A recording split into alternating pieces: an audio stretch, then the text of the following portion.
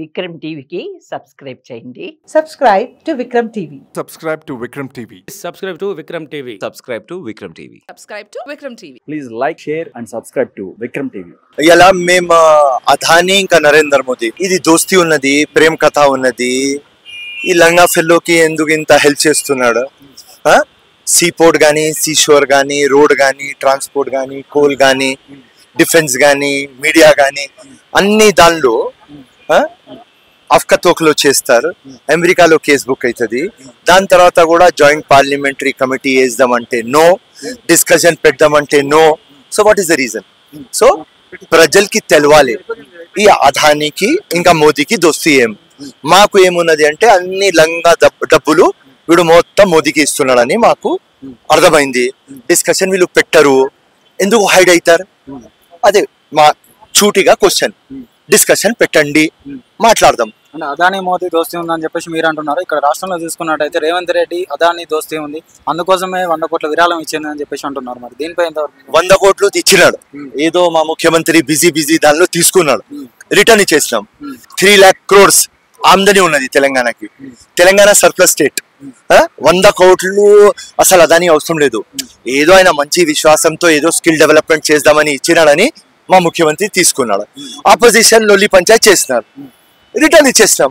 అదానీతో కాంగ్రెస్ కి గానీ, అదానీతో రేవంత్ రెడ్డికి దోస్తీ ఉండదు. సార్ మన రాష్ట్రంలో అల్లు అర్జున్ గారి కేసు కరెక్టే అంటారు? 100% కరెక్ట్, 100% కరెక్ట్. ఎందుకంటే అల్లు అర్జున్ ఒక స్టార్, రైట్? మా రేవంత్ రెడ్డి ఒక సన్.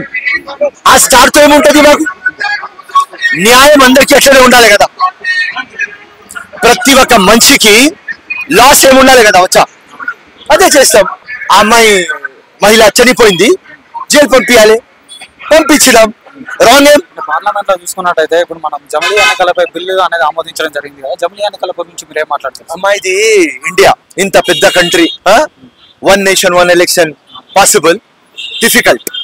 సో చర్చలు ఉన్నాయి, బిల్ పాస్ అవుతుంది, ఓకే రైట్. కానీ 1 nation 1 election కావాలంటే కష్టం. అంత మషినరీ మీ దగ్గర ఎక్కడ ఉన్నది? కష్టం అమ్మా. అంటే జమిలీ ఎన్నికల ద్వారా వ్యయం అనేది తగ్గించుకోవచ్చు అని చెప్పేసి బీజేపీ పార్టీ ఆలోచిస్తుంది. వాళ్ళకు తీసుకురావాలి అది బిల్, వాళ్ళు తీసుకువస్తున్నారు. వాళ్ళు ఆ బిల్ గురించి మెరిట్ మాట్లాడాలి, వాళ్ళు మాట్లాడతారు. కానీ నేను Firoz Khan 5 times election contest చేసిన, రైట్? నాకు తెలుసు 1 nation 1 election డిఫికల్ట్. ఇప్పుడు డెమోక్రసీలా అందరికీ హక్కు ఉంటుంది. మా పార్టీ హైకమాండ్ డైరెక్షన్ ప్రకారంగానే ఈ కార్యక్రమంలో పాల్గొంటున్నాము. మా కాంగ్రెస్ పార్టీకి సంబంధించిన ఈ ధర్నా కూడా మేము చేసేది కారణం ఏంటంటే ఏది ఏమైనా కానీ అందరికీ అవకాశం ఇవ్వాలి, మాట్లాడి ఉన్న సమస్యలను పరిశీలించి దాన్ని ఏ రూపంగా దానికి ఒక ఒపీనియన్ వస్తుందో అనేది కేంద్ర సర్కార్కి మేము ఇక్కడ ఈ ధర్నా చేసి ఒక మెసేజ్ ఇవ్వదలుచుకున్నాం. ఈ ధర్నా ద్వారా గవర్నర్కి ఒక రిప్రజెంటేషన్ కూడా ఇచ్చే కార్యక్రమాలు ఉంది మా ముఖ్యమంత్రి గారు. దాన్ని ఇచ్చిన తర్వాత జనాలకు తెలవాలి ఏదైనా కానీ డెమోక్రసీలో జస్టిస్ ఉండాలని దీని గురించే ప్రత్యేకంగా మేము ధర్నా చేస్తాం. అంటే ముఖ్యమంత్రి గారు ఇచ్చిన వాగ్దానాలని పక్కదారి పట్టించేందుకు ఇతర వ్యవహారాలని ముందేసుకుంటున్నారని చెప్పేసి ఇతర పార్టీ నాయకులు చెప్తా ఉన్నారు. దీనిపై ఏమంటారు సార్? ఏమంటే వాళ్ళకి ఇప్పుడు ఏం లేవు. ఎందుకంటే వాస్తవంగా చెప్పాలంటే కొన్ని ఇబ్బందులు ఉన్నాయి గ్యారంటీగా. ఏంది గవర్నమెంట్కి ఇబ్బందులు? ఏంది? Financial crunch. అది జనాలకు, అది అపోజిషన్ పార్టీలు అందరికీ తెలుసు ఫైనాన్షియల్ క్రంచ్ ఉందని. కానీ ఏం చేయాలి? జనాలు తప్పుదారి చూపించాలనే ఒక కార్యక్రమాల్లో ఉండా వాళ్ళు బేసిక్గా మాట్లాడుతున్నారు. మా ఉప ముఖ్యమంత్రి గారు వెరీ క్లియర్గా చెప్పారు, ఈ ఫైనాన్షియల్ మ్యాటర్స్ గురించి అసెంబ్లీలో చర్చిస్తాం. చర్చ అయినాక దాని గురించి ఉన్న పరిణామాలు కూడా ఆయన మంచిగా వివరంగా చెప్తున్నారు. అంటే పథకాల గురించి అడిగితే పార్టీలో బడ్జెట్ లేదు అంటున్నారు. మరి ఈ రాష్ట్ర బడ్జెట్ అంతా ఇతర పార్టీ, కాంగ్రెస్ పార్టీ రాష్ట్రాలకి ఇట జారగొడుతున్నారని చెప్పేసి కొన్ని పాసిబుల్ అండి. ఇది ఫేక్ ఆర్టిఫిషియల్ ఇన్ఫర్మేషన్. ఇది అబ్సల్యూట్లీ రాంగ్. అది హౌ ఇస్ ఇట్ పాసిబుల్? ఇప్పుడు వేరే రాష్ట్రాలకు పంపించే అవకాశం ఏమి? ఆల్రెడీ డబ్బులు ఎలా తీసుకురావాలని దాని గురించి ఆలోచనలు ఉన్నాం. కానీ వేరే వాళ్ళకి పంచిపెట్టడానికి మాకు ఏడే డబ్బులు అని ఇవన్నీ ఇది ఉట్టి రాంగ్ ప్రొపగండా. అంటే ఇతర పార్టీ నాయకులు దాన్ని కొన్ని వ్యాపారాలు అయితే చేస్తా ఉన్నారు. దేని గురించి అంటే ఈ బడ్జెట్ గురించి, బడ్జెట్ లేదని చెప్తా ఉన్నారు, బడ్జెట్ లేదని. ఇంతకు ముందు మేము ప్రభుత్వంలో ఉన్నప్పుడు కూడా బడ్జెట్ లేనప్పుడు కూడా అన్ని పథకాలు అందించాం. చేసిన అప్పులకే కదా ఇలా కడుతున్నాం మెత్తి. మీరు చేసిన అప్పులకి ఇలా మెత్తి కడుతున్నాము. మిత్తి కట్టిన తర్వాత కూడా ఎంత డబ్బు ఉందో ఏ రూపంగా మేము గ్యారెంటీలను అమలు చేయాలో అనే దాని ప్లానింగ్తోనే పోతున్నాం. కానీ ఎవరిని ముంచనీకే కాదు, ఎవరిని ఇబ్బంది పెట్టనీకే కాదు. మా సోనియమ్మ తల్లి రేవంత్ గారు ఇచ్చిన గ్యారెంటీలనే అమలు చేస్తాము, పక్కా దాని సక్సెస్ అవుతుంది. అంటే మరి ఇచ్చిన వాగ్దానాలు ఎందుకు అమలు చేయకపోతున్నారు అంటారు? అంటే కొంచెం టైం పడుతుంది.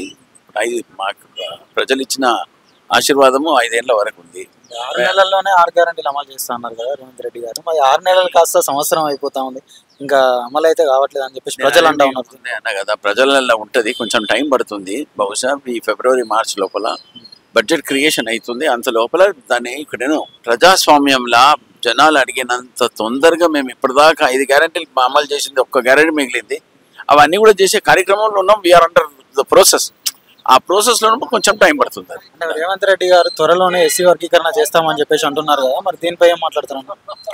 ఇక బాబు, వర్గీకరణ గురించి తీర్పు వచ్చింది. దాని తర్వాత ఆ తీర్పుని ఎట్లా అమలు చేయాలో, ఎందుకంటే బేసిక్ గా ఆయన తీసుకున్న స్టాండు డెమోక్రసీలో డెమోక్రాటిక్ ప్రకారంగా ఎట్లా ముంగడపోతే బాగుంటుందా అని ఆయన చర్చిస్తుండు. ఒక కమిటీని కూడా ఫామ్ చేసిండు.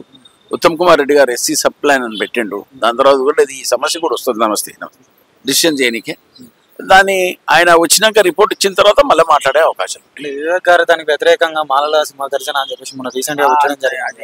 ఇక్కడ ఏంటండి, అది మాలల ఇండిపెండెంట్ వాళ్ళ ఉన్న గైడ్ లైన్స్ ప్రకారంగా వాళ్ళకు ఉన్న ఫండమెంటల్ రైట్స్ ప్రతి ఒక్కరికి ఉన్నాయి కదా.